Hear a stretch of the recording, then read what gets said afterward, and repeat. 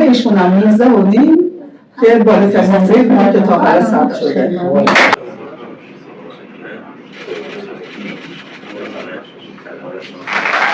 سرتیفیکیت مقاله علمی کنفرانس مهم شهرسازان جهان به مهندس مهدی فهامی تعلق گرفت.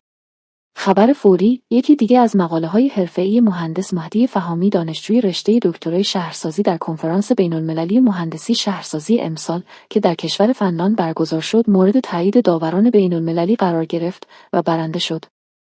بیش از هزاران نفر از فعالین عمران، معماری، شهرسازی و محیط زیست از سراسر جهان شامل دانشگاهیان، صاحب نظران و مدیران شهری، دانشجویان ارشد برتر، سازمانهای مهم و شهردارهای مهم در جهان حضور داشتند و از سراسر دنیا صاحب نظران و اساتید برجسته از دانشگاه‌های معتبر جهان مقاله علمی مهندس مهدی فهامی را داوری کردند. این اتفاق مهم هر 10 سال یک بار می‌افتد.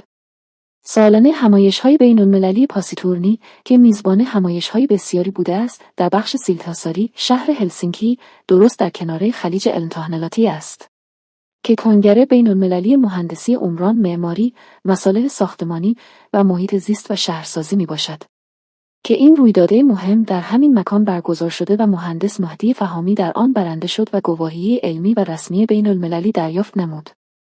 مهندس مهدی فهامی دانشجوی دکترای شهرسازی در تهران مشغول فعالیت‌های مختلف تحصیلی و کسب گواهی علمی غیر مرتبط با رشته اصلی تحصیلی خود، دارای مدرک بین‌المللی بررسی تخصصی حیوانات خانگی معتبر در کشور کانادا میباشد.